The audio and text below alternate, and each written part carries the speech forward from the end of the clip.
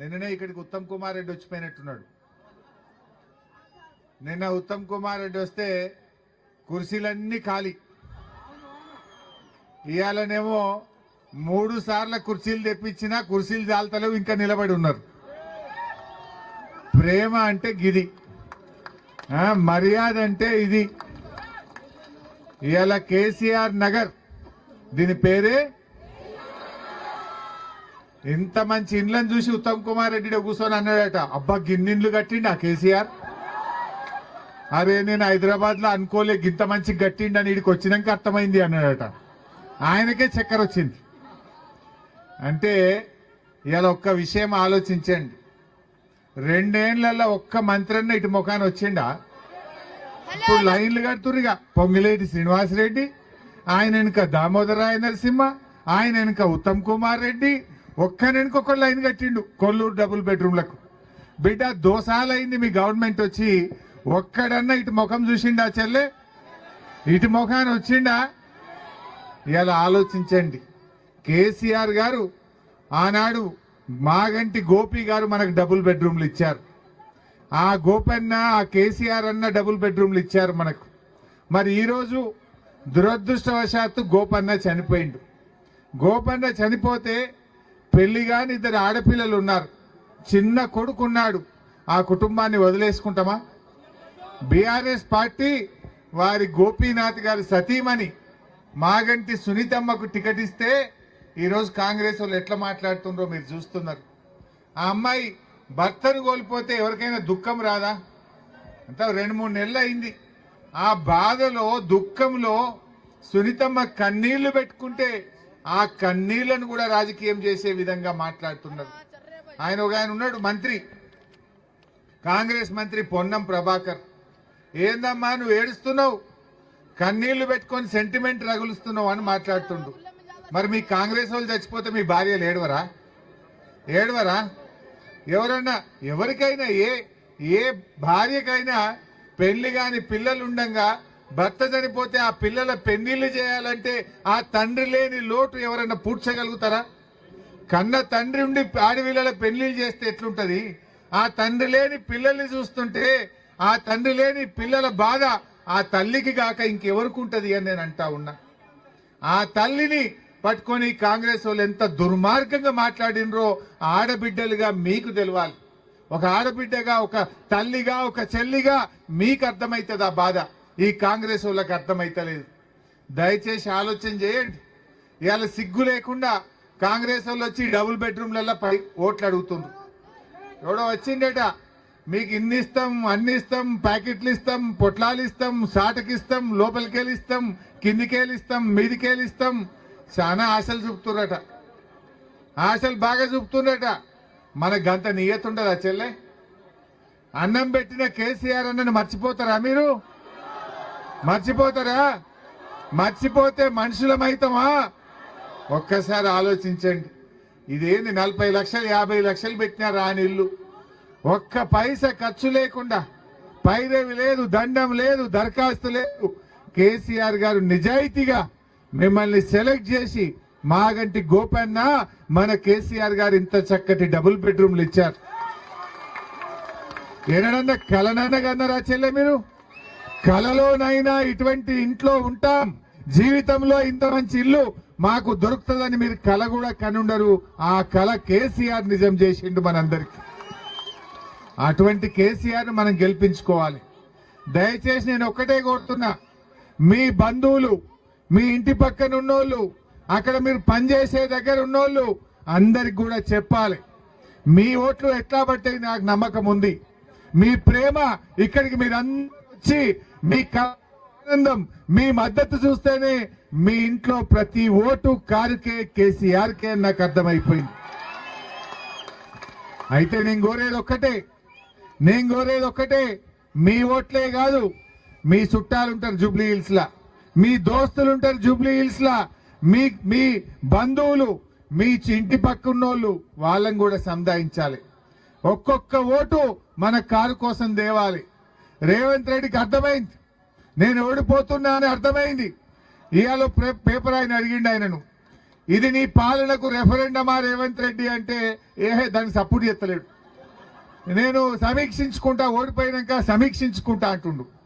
అంటే నిజంగా గెలుస్తానని నమ్మకం నీకుంటే ఎస్ 2 ఏళ్ల నా పాలనకు రెఫరెండం అని ధైర్యం ఉంటే రేవంత్ రెడ్డి చెప్పాలనా పోతా అంటే ఆయనకు డౌట్ పట్టింది ఓడిపోతున్నాను. రేవంత్ రెడ్డి కూడా అర్థమైంది, ఆడవైనా జనం తిరగబడుతుండ్రు. మొన్న ఒక జూపల్లి కృష్ణారావు పోయిండు, ఓటే అవ్వ అని అడిగింది. ఆ అవ్వ ఏమన్నా చూసిరా మీరు? 4000 పింఛన్ ఎడవైందిరా భయ అని అడిగింది. నువ్వు 4000 పింఛన్ ఇచ్చినాక ఓటు అడుగు అని అడిగింది. పాపం జూపల్లి కృష్ణారావు నీళ్లు నమిలిండు. ఆ అవ్వ ఇంకెంత మంచిగా అడిగింది, 2 ఏళ్ళ మీరు వచ్చి 2 ఏళ్ళంటే 24 నెలలకు 2000 చొప్పున అంటే బిడ్డ 48,000 బాకీ పడ్డవు తేపో అన్నది. నువ్వు ముందు 48,000 తెచ్చినాకనే ఓటు అడగాలని అడిగింది. ఆనాడు కేసీఆర్ గారు 200 పెన్షన్ 2000 చేస్తా అంటే చేయలేదా? 2000 पेंशन दिया नहीं दिया? फिर रेवंत रेड्डी क्या बोला, 4000 देता हूं, ఇందిరమ్మ పాలన వస్తుంది, డిసెంబర్ కేలే 4000 ఇస్తా అన్నాడు. వచ్చిందా?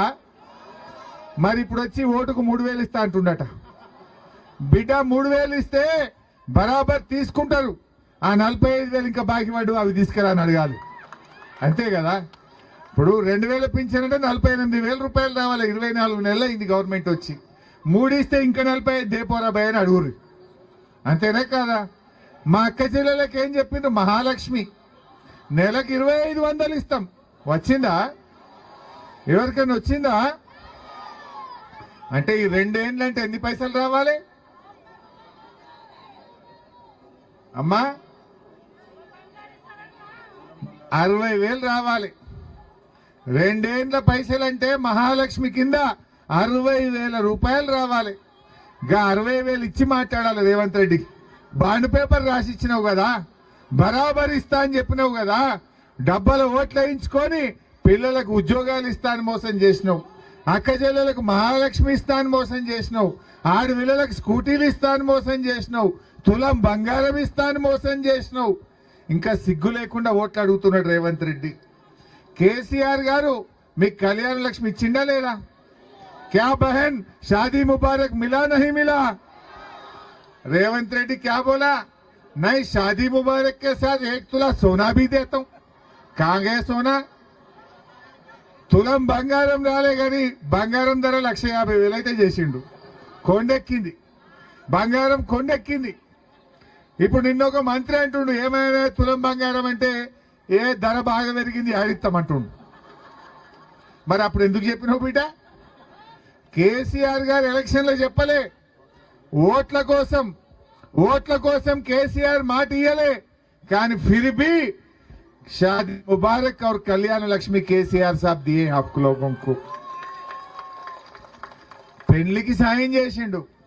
బిడ్డ కాన్పుకు పోతే కొండాపూర్ దవాఖానలా కాన్పు చేసి కేసీఆర్ కిట్ ఇచ్చి 13,000 ఇచ్చి తల్లిని బిడ్డను తెచ్చి జూబ్లీహిల్స్ ఇంటికాడ దించలే. ఏమైంది ఇప్పుడు కేసీఆర్ కిట్టు? కేసీఆర్ కిట్టు పోయింది, న్యూట్రిషన్ కిట్టు పోయింది, 13,000 పోయినాయి, తులం బంగారం మాయమైంది. ఇంకా మళ్ళీ సిగ్గు లేకుండా ఓట్లు వేయమంటుండు. రేవంత్ రెడ్డి వాళ్ళు అడుగుతున్నాడు, మధ్యాహ్నం ప్రెస్ లో మాట్లాడిండు, కేసీఆర్ నువ్వేం చేసినావు? ఒక హైటెక్ సిటీ కట్టినావా? నువ్వేం చేసినావు? కేవలం ఒక సెక్రటరియట్ కట్టినావు, లేకపోతే కమాండ్ కంట్రోల్ రూమ్ కట్టినావు, లేకపోతే నువ్వు కాళేశ్వరం కట్టినావు అంటుండు. కేసీఆర్ ఏం చేసిండో నీకు తెలియదా రేవంత్ రెడ్డి? బస్తీ దవాఖానాలు ఎవరు పెట్టిండ్రు? बस्ती दवाखाना कौन लगाए? टिम्स हॉस्पिटल कौन बनाए? घर घर में हर दिन पानी कौन दिया? 24 घंटा करंट कौन दिया? ये डबल बेडरूम कौन बनाए? हैदराबाद में फ्लाईओवर कौन बनाए? फिर रेवंत रेड्डी बोलता केसीआर कुछ नहीं करा, तुम्हारे को आंखों नहीं दिख रहा, नहीं तो तुम पागल बन गए. वो जुबली हिल्स में एर्रागड्डा में दवाखाना है, वहां जाके शरीक हो जाओ. आड़ो पिच्चा आस्पत्री ఉండాలి జూబ్లీ హిల్స్ లా, అందులో పోయి జాయిన్ గా. నువ్వు నీ దమాక్ పని చేస్తలేదు. ఎంతసేపు కేసీఆర్ ను తిట్టు, కేటీఆర్ ను తిట్టు, హరీష్ రావును తిట్టు, గింతే నువ్వు. అరే జూబ్లీ హిల్స్ में 2 साल में तू क्या करा बोल के वोट पूछो నువ్వు ఏం చేసినావో అడిగి ఏం చేసినావో చెప్పి ఓటు అడగాలి కదా उसको बोलने को ले कुछ नहीं है చెప్పనీకి ఏం లేదు తిట్టుడు తప్ప ఏం రాదు వానికి ఏమన్నా చేసిండా మహాలక్ష్మి రాలే ఏమనంటే ఫ్రీ బస్ ఇచ్చిన ఏమి ఇచ్చినావు నాయన ఆడోళ్ళకి ఫ్రీ ఇచ్చినావు మగోళ్ళకి డబుల్ టికెట్ కొట్టినావు ఆడికాడికి అయిపోయాయి ఆడోళ్ళకి ఫ్రీ అన్నాడు మగోళ్ళకి 10 రూపాయల టికెట్ 20 రూపాయలు కొట్టిండు ఇక నువ్వేమి ఇచ్చినట్లు ఆయన ఇంట్లో భర్తకు డబుల్ టికెట్ భార్యకు ఫ్రీ అంటే ఆడికాడికి అయిపోయాయి ఇంత బోగస్ పూరా బోగస్ బాత్ అన్ని అబద్ధాలు చెప్పుకుంటూ వచ్చిండు రేవంత్ రెడ్డి అందువల్ల ఒక్కటే ఆలోచించండి ఇవాళ వికాసం గెలవాలన్నా విధ్వంసం గెలవాలన్నా ఇవాళ ఈ ఇండ్లు 1,00,000 డబుల్ బెడ్రూమ్ ఇల్లు కేసీఆర్ కట్టిండు హైదరాబాద్ లా రేవంత్ రెడ్డి జూబ్లీ హిల్స్ లో హైదరాబాద్ లో ఒక్క ఇల్లు కట్టావా ఎక్కడ కట్టినావో చూపి నీ దమ్ముంటే एक घर बनाया कहीं एक घर रेवंत रेड्डी बनाया घर तो नहीं बनाया लेकिन 1 लाख घर हाइड्रा के नाम पे तोड़ दिया है रेवंत रेड्डी ये ఒక్క ఇల్లు కట్టలే గాని 1,00,000 ఇండ్లు గరీబోళ్ళ ఇండ్లు కూలగొట్టిండు రేవంత్ రెడ్డి కేసీఆర్ గారు పట్టాలు ఇచ్చిండు 58 జీవో కింద పేదలకు ఉచితంగా పట్టాలు ఇచ్చి వాళ్ళకు ధైర్యాన్ని ఇచ్చిండు ఇంటి ఓనర్లను చేసిండు కేసీఆర్ డబుల్ బెడ్రూమ్ ఇండ్లు కట్టి మీ ఆత్మ గౌరవాన్ని పెంచిండు కేసీఆర్ నిజంగా ఆలోచించండి కిరాయి ఇళ్లల్లా మన తల్లో తండ్రో చచ్చిపోతే కిరాయి ఇళ్లలో వాళ్ళ శవాన్ని వెట్టనిస్తురా ఎంత బాధ అవుతుండే శవాన్ని వెట్టనీయక శవాన్ని ఎక్కడ పెట్టాలో తెలియక ఆ పడ్డ బాధలు అనుభవించిన వాళ్ళకి తెలుస్తుంది తప్ప రేవంత్ రెడ్డికి తెలుస్తుందా ఎలా ఆత్మ గౌరవంతో ఇంత మంచి ఇండ్లు కట్టించిండు కేసీఆర్ రేవంత్ రెడ్డి ఇండ్లు కూలగొట్టుడు తప్ప హైదరాబాద్ లో ఇల్లు కట్టిండా చెల్లె మరి ఏ ముఖం పెట్టుకొని ఓట్లు అడుగుతాడు ఏ ముఖం పెట్టుకొని ఓట్లు అడుగుతాడు అంటున్నా వాళ్ళు ఒక కుట్ర చేస్తున్నారు हमारे बहनों से भाइयों से मेरा एक ही गुजारिश है उनको मालूम हो गए डबल बेडरूम में क्या भी करो पांव पकड़ो पैसे दो कुछ भी करो ये लोग कांग्रेस को वोट देने वाले नहीं हैं ये सब केसीआर की फैमिली है सब केसीआर की घर वाले हैं ये इसका नाम ही केसीआर नगर है यहाँ एक वोट भी नहीं जाता केसीआर साहब को पूरा भरोसा है मुसलमान ने कभी भी धोखा नहीं करते कोई मदद करे कभी किसी का मदद मिले वो जिंदगी भर एहसान रहते हैं जिंदगी भर याद रखते हैं वो कभी भूलते नहीं हमारे को बोलते थे केसीआर साहब मुसलमान बहुत इज्जतदार होते हैं मुसलमान का कभी मदद करे वो जिंदगी भर याद रखते हैं वो कभी धोखा नहीं देते बोल के केसीआर साहब बोलते थे हमारा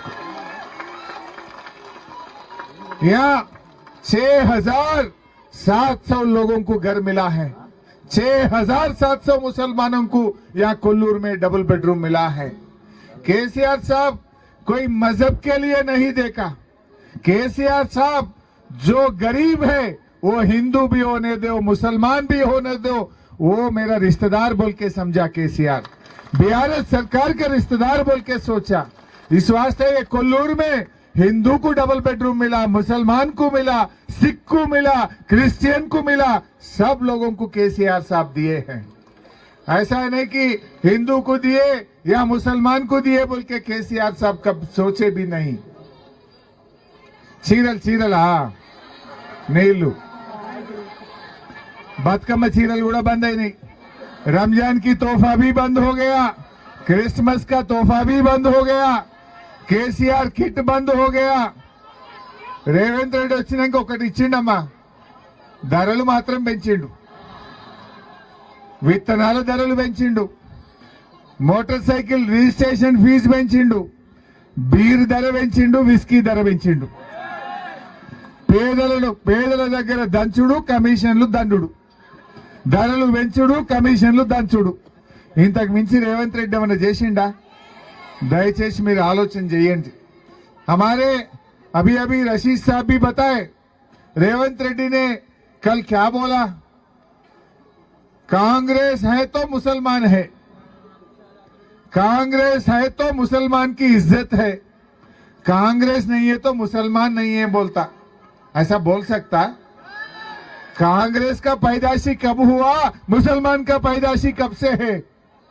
ये क्या समझ के बोल रहा? मैं आज ही बोल रहा था, रेवंत रेड्डी, आप पूरे तेलंगाना रियासत के मुसलमानों के सामने माफी और तौबा करना चाहिए, माफी और तौबा करना चाहिए, करना नहीं। जब तब तक मुसलमान आपको क्षमा नहीं करते, तू माफी पूछना, तौबा करना चाहिए। आप लोग एक ही बात समझिए, केसीआर साहब ने टिमरिस के स्कूल लगाए। परसों मैं जहीराबाद गया था, जब मैं मिनिस्टर था जहीराबाद में 2 टिमरिस के स्कूल में इनॉग्रेशन करा। टिमरिस बोले तो आपको मालूम है ना, माइनॉरिटी रेजिडेंशियल स्कूल। जब 6 साल 7 साल पहले 2 स्कूल मैंने खोला, ये साल में एक बच्ची मेरे पास सिद्दीपेट आई, स्वीट बॉक्स लेके आई। क्या बेटी इतना दूर आई? उनका माँ ड्राइवर, उनका पिताजी ऑटो ड्राइवर है। माँ बाप के साथ बच्ची मेरे पास आई, स्वीट खिला रही थी मेरे को। क्या बेटी क्यों खिला रही? बोले तो साहब जो टिमरी स्कूल केसीआर साहब ने बनाया था, आप आके इनॉग्रेशन करें, वो स्कूल में पढ़ के मेरे को एमबीबीएस सीट मिला, मैं डॉक्टर बन रहा हूं बोल के बोल रही थी लड़की। ऐसा एक लड़की नहीं, पूरी तेलंगाना में केसीआर साहब ने एससी एसटी बीसी माइनॉरिटीज के लिए जो स्कूल लगाए, हजारों बच्चे और बच्ची आज डॉक्टर बन रही हैं। बोले तो केसीआर साहब ने इतना अच्छा काम करे। मैं आप सबसे एक ही गुजारिश करना चाहता हूं, तमाम लोग सुबह सुबह जाके वोट डालना चाहिए। आप लेट गए तो वो आप कोई जाके आपका वोट डाल देते, बाद में आप गए तो वोट हो गया बोलते। फेक वोट डालने का कोशिश कर रहे वो लोग। हमारे जितने भी भाई बहनों हैं, आप सबसे मैं सलाम करके पूछना चाहता हूं, अब केसीआर साहब का आप एहसान करना है। केसीआर साहब ने आपके लिए इतना अच्छा काम करके दिए। केसीआर साहब का एहसान चुकाने का वक्त आया। केसीआर साहब का एहसान चुकाने का आपका जिम्मेदारी है, ये कभी आप भूलना नहीं। आज गोपी अन्ना का एहसान चुकाने का जिम्मेदारी आपके पास है।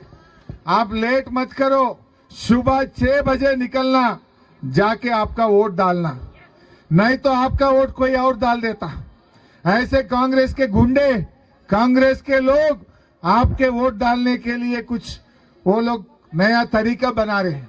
होशियारी से रहना, सुबह सुबह जाके आपका वोट कार के निशान पे 3 नंबर पे मागंटी सुनीतम्मा का फोटो रहेगा, बाजू में कार का निशान भी रहेगा। ये लोग क्या कर रहे, कुछ रोड रोलर का निशान लगाए, कुछ बूढ़े लोगों को नहीं देखते, वो लोग जाके रोड रोलर दे के खार बोल के उसके ऊपर डालना बोल के भी कोशिश कर रहे। ऊपर से 3 नंबर, वहां पर सुनीतम्मा का फोटो भी होगी, बाजू में कार का निशान भी होगी। आप सुनीतम्मा का फोटो देखो, कार के निशान पे वोट दबा देना चाहिए। सो सुबह सुबह जाइए, దయచేసి పొద్దున్నే వెళ్ళండి।